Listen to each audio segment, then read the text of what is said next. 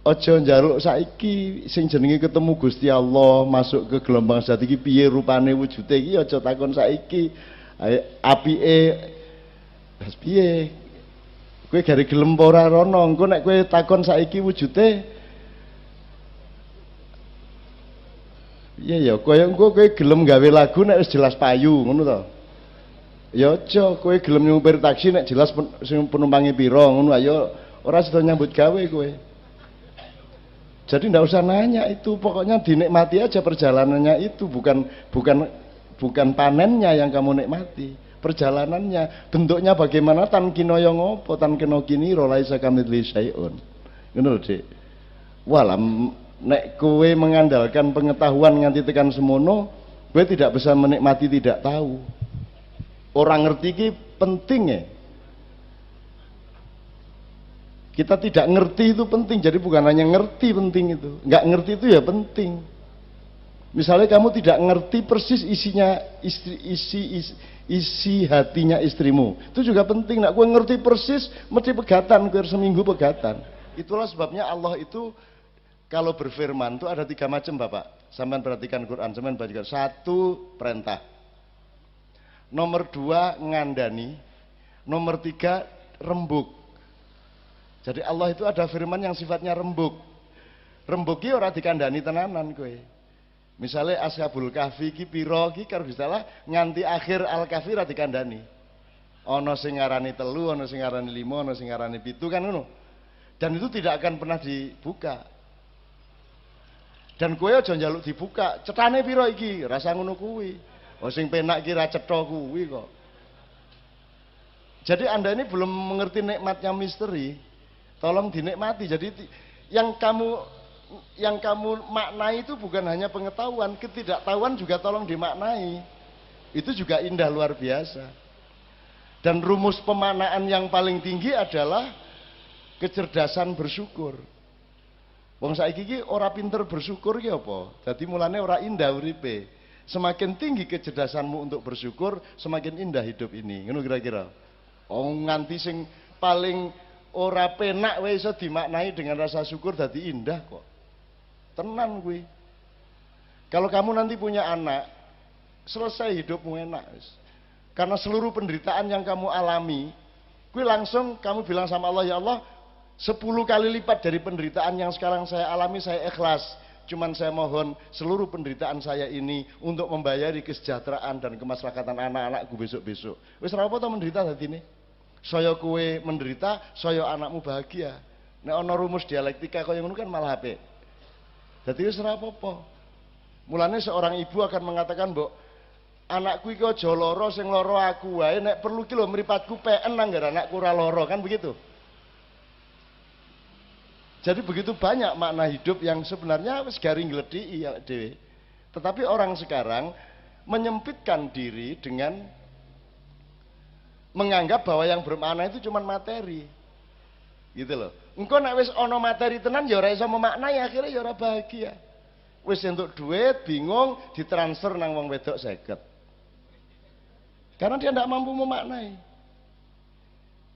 Omahe gede banget misalnya, dia juga tidak bisa memaknai. Piye karepe omah gede karo omah cilik iki bedane apa? Nek klambimu 20 karo klambimu ming 3 ki bedane apa? Apa ya kuwi nek klambimu 20 sekali pakai 5 rangkep ngono piye? Nah itu kan soal pemaknaan. Toh akhirnya ya menganggo siji to, Pak. Sing dienggo klambine ya ming siji apa ya nganggo klambi loro lak ya ora. Duwe panganan pira wae iso tuku beras sak ton sedina wong sugih. Ning ya apa kowe arep mbadhop sego sak ton lak ya ora. Nah, kalau orang terjebak pada materi, dia akan kehilangan kenikmatan hidup. Dan itu yang terjadi di Indonesia. Orang berebut cari duit, berebut korupsi, itu pun gagal. Tujuannya materi, tapi tetap gagal tuh Indonesia. Tetap dibilang tertinggal, negara berkembang, negara dunia ketiga. Gagal tuh, padahal tujuannya materi. Nah, aku bilang sama kamu, negara-negara lain, itu tujuannya bukan materi. Maka mereka malah menang soal materi. Sebab energimu entek dienggo golek duit, akhirnya apa jenenge? Untuk pemanaan yang lain kamu sudah kehabisan energi. Misalnya aku sering ngekei contoh, tukang becak iki nggo golek duit kan sedina ora nganti seperempat jam 20 menit. Le becak sedina. Ning le ngentekke energi untuk golek duit lah nek mung pas nyang-nyangan kuwi tok lho. Pak teng kantor wis pinten Pak, nggih tigang wae 2500 Pak. Ah ngipun 2,750 lah. Lah pas itu tok dia cari duit. Begitu mulai genjot isih batin duit ora? Begitu genjot kan wis mesti entuk duit to. Masa kowe isih mikir duit? Begitu genjot itulah giliran untuk memaknai becak. Alhamdulillah aku iso becak. Ambok sak ampu-ampue wali kota nek wani becak kaya aku totoan driji. Tetep aku sing luwih ampuh mergo aku wani becak, kebanyakan orang ora wani becak. Ya ta, Pak? Ya ta? Lho kuwi lek makna to. Kabeh wong cak mau jadi presiden. Oh aku ora dadi bisa wani kok pemenang dadi presiden. Ora dadi wani kok. Ora dadi apa-apa ki lho wani, apa meneh dadi apa-apa. Jadi bukan tantangan untuk menjadi apa-apa bagi saya. Yang tantangan adalah orang duwe apa-apa ora dadi apa-apa wani kowe.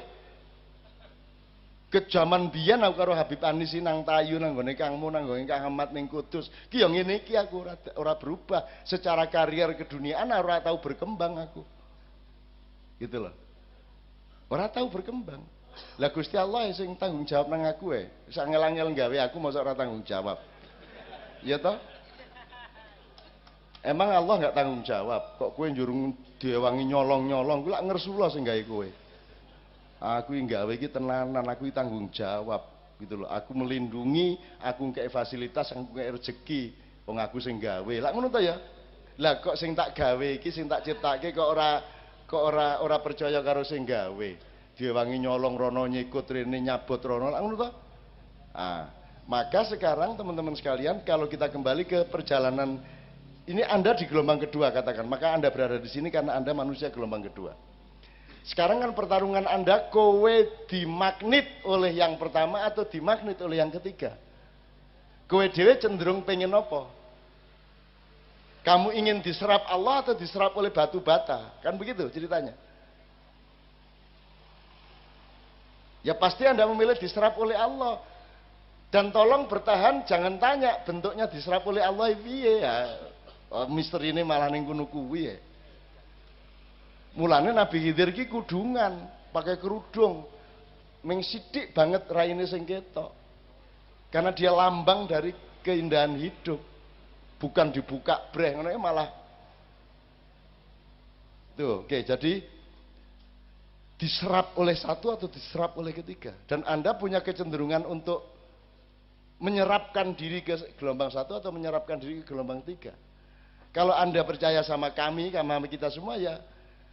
Yang di sini ini sementara, yang di sini abadi, yang di sini sempit, di sini luas. Di sini dangkal, di sini mendalam, di sini rendah, di sini tinggi. Kon milih ndi?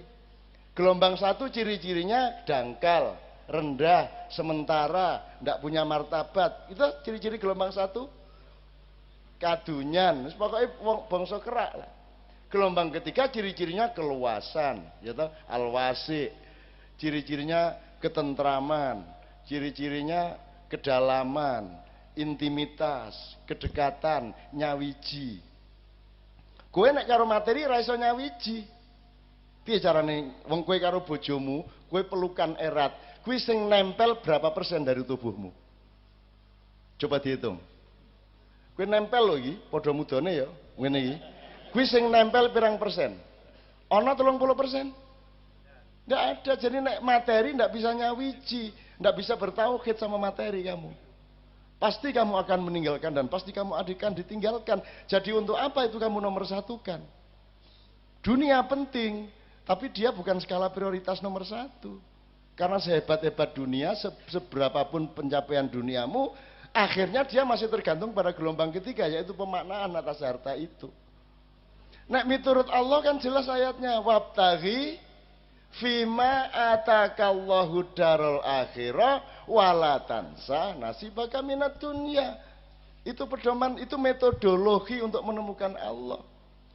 Di dalam perjalananmu mencari ujung dari pengembaraan yaitu al-akhirah, yang di situ ada Allah, kamu jangan sampai lupa mencari nafkah.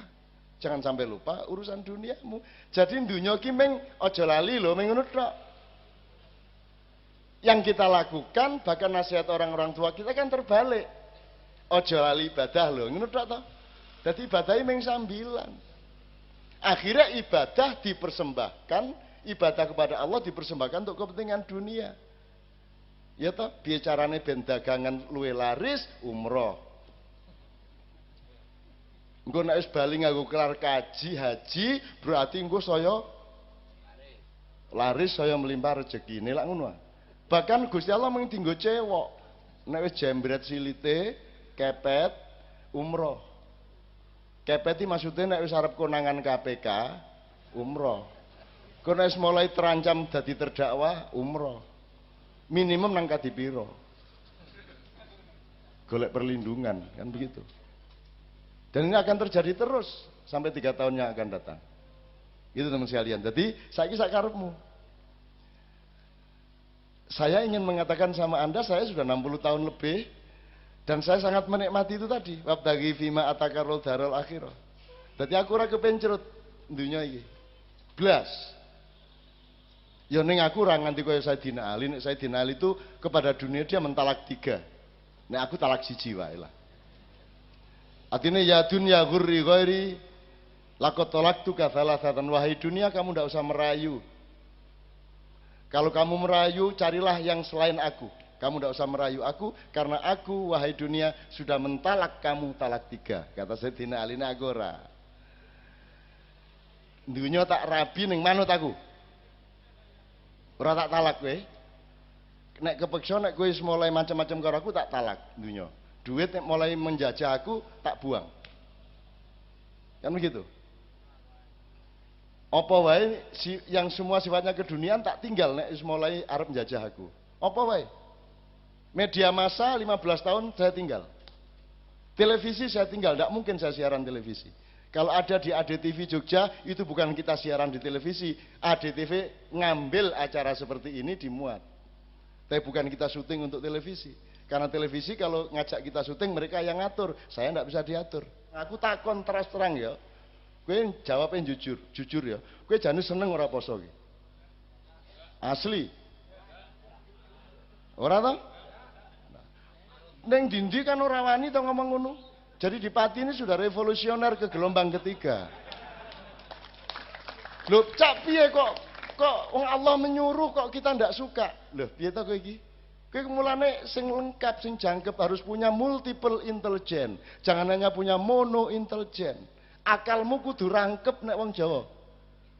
Aja nek ngerti irung, kowe ora iso ngerti irung, kudu ngerti pipine, mripate, bathuke, cangkeme lak ngono.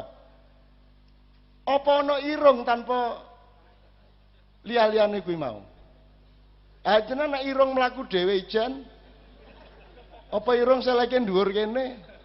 Apa ning kene iki ana irunge njur ngambus-ngambus, ning bis kota kae ngene. Itu yang disebut multiple intelligence. Nah, kenapa kok tidak suka? Loh. Wong mulya kuwi sing gelem nglakoni barang sing dheke ora seneng ning apik. Kuwi mulya jenenge nggih mboten, Mas? Nek kowe seneng poso, njur kowe gelem poso pas Ramadan, istimewane apa wong jan kowe seneng kok? Nggih mboten? Ning mergo kowe iki asline ra seneng, jenenge menungso isih jasad, kuwi ya mesti seneng badhok, seneng ngombe, seneng ngerokok. Kejaba sing ora. Bab ngerokok ya. Dadi asline lek ora seneng to poso.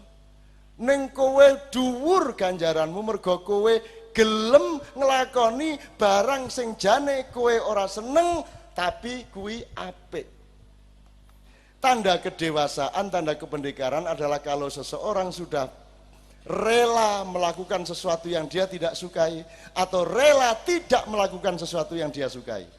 Poso mengandung kedua-duanya. Jane kowe ora seneng ning kowe lilo ora mangan, jane kowe seneng mangan ning kowe lilo ora mangan. Jane kowe ora seneng ora mangan ning kowe gelem ora mangan. Lah ngono to. Jadi kita dapat pahala double ndak karu-karuan. Kowe ngerti ora? yang diucapkan Umar bin Khattab ketika mencium Hajar Aswad. Kalimatnya persis, kalau tidak karena Rasulullah menciummu, aku tidak akan mau menciummu.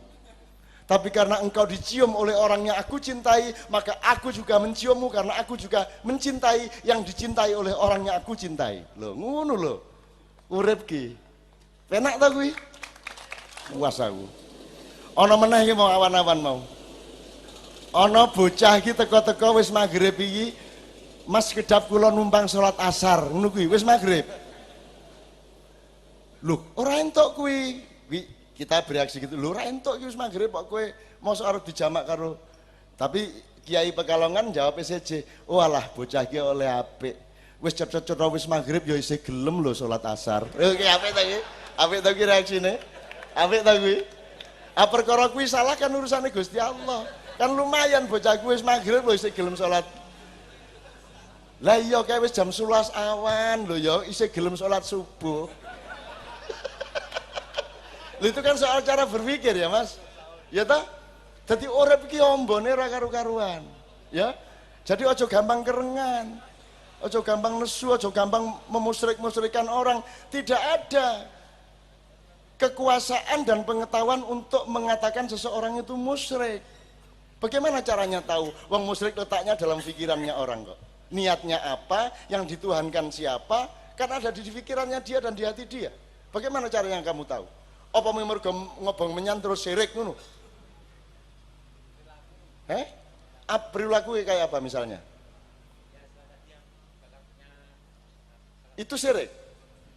Bagaimana bisa menyimpulkan bakar menyan itu syirik? Kan tergantung niatnya apa. Dan niatnya nih aku mbangani bakar ndasmu tak bakar menyan wae. Piye? Apik ora kuwi?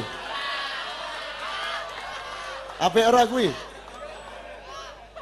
Loh, yang menjadikan seseorang musyrik atau tidak itu kan kalau dia menuhankan yang selain Allah. Nek ngobong menyan belum merupakan bukti bahwa dia menuhankan selain Allah. Yang bisa membuktikan adalah niat di dalam pikiran dan hatinya. Lah untuk mengetahui niat caranya piye gue? Caranya piye gue? Le ngecek piye? Mulane itu di luar kekuasaanmu, nyirik-nyirik ke wong, ngafir-ngafir ke wong, kamu tidak punya ilmu, tidak punya pengetahuan, tidak mungkin kamu bisa tahu itu. Wong kafir apa ora iki ra iso. Abu Thalib iki mlebu Islam apa ora iki ra ngerti. Belum pernah secara resmi menyatakan syahadat, tapi nek ning jero atine wis wingi-wingi piye? Ya karo Gusti Allah, lep menenge lep ya, kita kandhake nek kowe urung syahadat ya ben kae do sinau sok-sok. Jadi ada fenomena Abu Thalib pamannya Rasulullah yang dibiarkan misterius, muslim atau tidak, dan misterius itu diperlukan supaya orang berpikir terus, supaya punya kerendahan hati kan ngono. Jadi ojo gampang-gampang nyimpulke wong, kafir apa ora kafir piye lemu ngerti. Gitu loh, ora iso kowe ngerti. Nek ngobong menyan lah, ngopo ngobong menyan kok ora entuk? Oke? Gasmu. Loh, apalagi di dalam tradisi peradaban Jawa, menyan itu kan berfungsi password. Password itu kode untuk membuka pintu tertentu. Lah ngono to. Kowe mlebu apa, WP sapa, kowe kudu ngerti password-e, kowe tuku password-e ben kowe iso mengakses ke dalam. Nah, menyan itu juga adalah password untuk memasuki sebuah gelombang tertentu. Ayo piye ayo. Ora apa-apa to. Artinya kemungkinannya sangat banyak. Bahkan mungkin orang yang kelihatannya alim sekali itu musyrik ya bisa. Bisa saja dia menuhankan dirinya sendiri, dia menuhankan sholat, bisa toh? Dia menuhankan masjid. Ono loh masjid dituhankan, ya toh? Masjid digembok, ya toh? Bebe? Mikir dipateni lah ya, nek ora kok gowo bali kok. Gitu ya. Jadi semua itu dinamis dan satu-satunya jalan untuk memperlakukan semua itu adalah berunding secara rasional dan saling rendah hati satu sama lain. Ojo njur kowe ngurmati, wah kayak wiritane ampuh lho kae. Loh, wiritan itu input, ibadah itu input, belum output. Outputnya tadi itu Pak, amal soleh. Nek perlu kowe aja ngerti nek kowe sering seneng wiritan, mergo wiritan kuwi kan dinggo melembutkan hatimu, meningkatkan rasa sosialmu, mendekatkan dirimu kepada Allah, sehingga begitu kamu keluar rumah, keluar masjid, kamu menjadi sangat santun kepada banyak orang. Nah, yang perlu diketahui orang, santunnya kepada orang, akhlakul karimahnya, bukan wiritannya. Jadi tanda orang Islam yang baik bukan jumlah wiritannya. Ono wong ora nganggo wiritan ning tetep apik ya ono to. Oke toh, kaya kowe barang kuwi to. Itu loh. Lho, nggo apa nek kowe ahli wiritan, kowe pinter maca Quran ning njur sombong karo wong. Angger pengajian merasa lebih alim, lebih pinter dari umatnya. Lah ngono.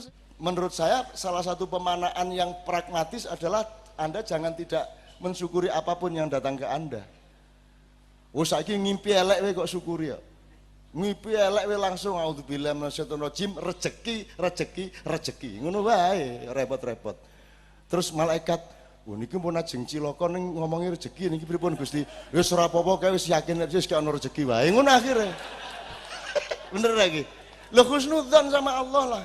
Iya dah. Ketiban cecak, ono manuk nelek kena sirahmu, waduh iki ono, le langsung rezeki. Ngono wae. Allah kok gitu loh. Kalau husnudzon sama Allah kan Allah terharu. Kan gitu. Kan ada dua cerita. Allah itu nganggur-nganggur pada suatu hari ngomong sama Jibril, "Bril, kayak ono cah loro ning neraka kae kon rene, cah loro sing kae saya harus sing kae. Kon rene." Wah, Jibril sing pundi? Kae sing kono kae karo sing kono. Kowe diceluk wong loro terus ngadep Gusti Allah. "Kowe ngapa kok mlebu neraka le?" Kata Allah. Terus orang itu jawab, "Ya Allah, saya mohon ampun, selama hidup saya belum pernah berbuat baik. Selalu jelek kelakuan saya." Oh ngono ya, pancen nek ngono wis pantes kowe ning neraka. Nek kowe piye le? Ngapa kowe neraka? Wah, kula niku umur kula dawa. Luwih 90 ya Allah. Ning kula niku mboten tahu pisan-pisano taaten jenengane mboten tahu kula. Blas mboten tahu ngono kuwi. Oh, dadi kowe ora tahu taat karo aku. Ah, nggih pisan mboten. Nah ngono ya. Ya sekarang bali. Allah kan mangkel akhirnya bali. Nah, wong loro ki reaksinya terhadap perintah bali, pulang kuwi berbeda. Sing siji sifat kuping, wah melayu disentak Gusti Allah melayu, sing siji melayu ning gojag-gajeg nolah-noleh ngene. Gusti Allah, wah ada dua fenomena ini. Ngono ta. Bali rene terus dipanggil lagi, ada dua opsi ini. Kowe ngapa kok melayu sifat kuping? Loh, kula ampun matur, kula niki selama hidup mboten tahu berbuat baik. Lah niki tiba-tiba jenengan perintah kon bali langsung melayu, lumayan ini saya berbuat baik sekali ini. Ngono. Oh, dadi ku melayu mergo taat karo aku. Ah nggih, lumayan pisan. Lah sing ngono mlebu swarga kono. Ah ngono. Terus sijine meneh, lah kowe ngapa kok gojag-gajeg tolah rono nolah noleh ngiwonengen. Lho kula niki ngeten lho. Kula lak mboten tahu anu to, mboten tahu taat kalian jenengan. Kula niki karep kula nggih melayu sifat kuping niku kula mikir, aku dikon bali nang ndi maksude? Pancen aku sekon neraka ning apa ya Gusti Allah sing Maha Baik kuwi ngongkon aku bali nang neraka. Ah mestine ya ora. Dadi kula niku bingung.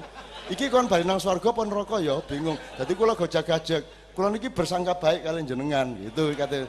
Oh, terus Allah oh kowe iki gojag-gajeg kuwi mau mergo sangka baik karo aku. Husnudzon. Nggih, kula husnudzon. Ya nek ngono mlebu swarga kono. Karo-karone mlebu swarga.